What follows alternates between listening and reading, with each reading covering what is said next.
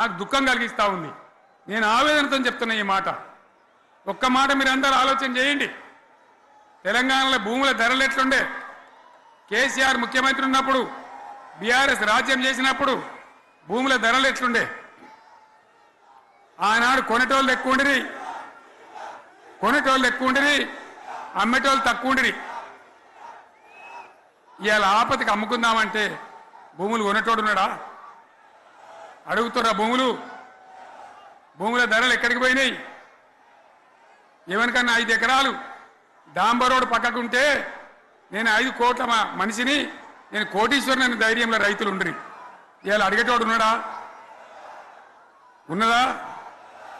ఒక్కటే ఏడాదిలో గింత గల్లంత అవుతుందా? కేసీఆర్ పక్కకు పోగానే ఇంత ఆగమవుతుందా? ఇంకో మాట నేను అడుగుతా ఉన్నా. కరెంటును 35 ఏళ్ళు బాధపడ్డాం.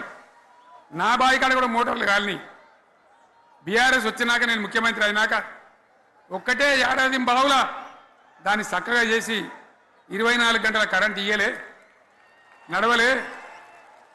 రెప్పపాటు కూడా కరెంటు పోకుండా 24 గంటల కరెంటు తేలేదా? మరి మా అంత సిపాయి లేరంటే కేసీఆర్ మంచిగా ఇచ్చిన కరెంటు మీకెందుకు ఇయ్యే శాతం అయితే లేదు అని చెప్పి నేను అడుగుతా ఉన్నా. తెలంగాణ ప్రజల పక్షాన్ని అడుగుతా ఉన్నా. ఎందుకు ఇలా ప్రజల గోస ఉంచుకుంటా ఉన్నారు? మళ్ళా మోటార్లు కాలుతున్నాయి, ట్రాన్స్ఫార్మర్లు కాలుతున్నాయి, లంచాలు పెరుగుతున్నాయి. అది శాతం అయితే లేదా? మళ్ళీ ఇలా తెలంగాణ పోవన్నా మోటార్ పెట్టడానికి? ఏం దౌర్భాగ్యం ఇది!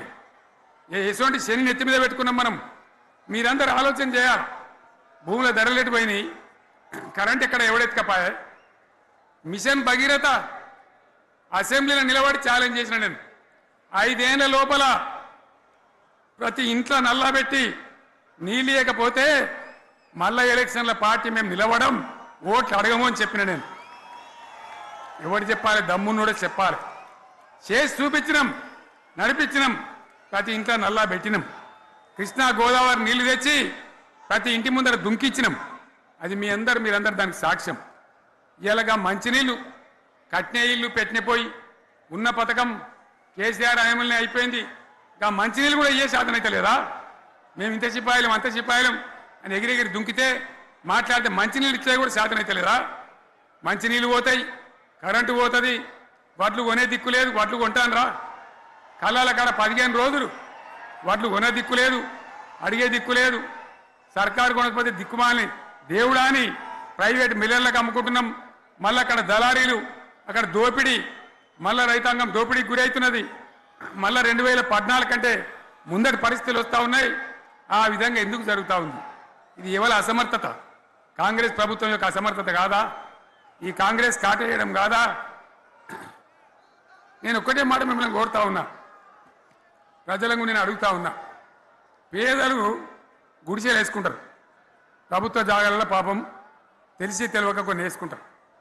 బీఆర్ఎస్ గవర్నమెంట్లో హైదరాబాద్తో సహా, వరంగల్తో సహా అనేక పట్టణాలలో, అనేక ప్రాంతాలలో రాష్ట్ర వ్యాప్తంగా లక్షలాది మందికి మేము పట్టాలు ఇచ్చినాం.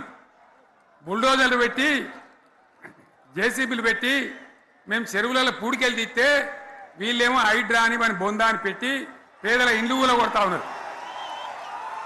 ఆనాడు చెరువు పూడికెళ్ళి తీసిన బుల్డోజర్లు ఇలా పేదల ఇండ్లు కూడా కొడతా ఉన్నాయి. ఇవన్నీ మనం చూస్తూ ఉన్నాం.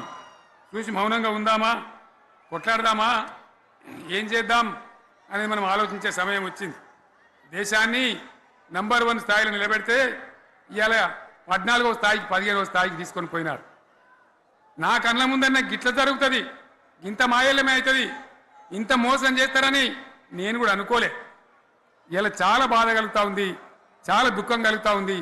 ఇంకా ముందరికి పోవాల్సిన తెలంగాణ ఇలా వెనుకకి అయిపోతున్నా ఉన్నది. మళ్ళా ఎవరు దీనికి కారణం? ఈ దుర్మార్గులు కాదా? నిలబెట్టి ఖచ్చితంగా అడగాల్సిన అవసరం ప్రజలకు లేదా? అడగాలి. ఎందుకోసం? టైం ఇవ్వాలని మేము కూడా టైం ఇచ్చినాం. ఏమంటారు?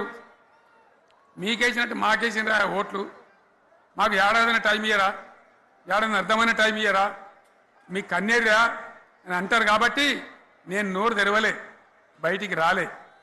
కృష్ణా జలాల మీద గడబడి జరిగితే ఒక్కసారి అక్కడ నాయకులు తీరకపోతే నల్లగొండలో పోయి ఒక గర్జన చేసి వచ్చినా కానీ నేను ఎక్కడ బయటికి రాలే, మాట్లాడలే. కానీ ఏడాది అర్థం అయిపోయింది, ఇంకేం పాడైంది? పువ్వు పుట్టంగానే పరిమళిస్తుంది అన్నట్టు ప్రభుత్వం కథ తెలియదా? ఇంకేమున్నది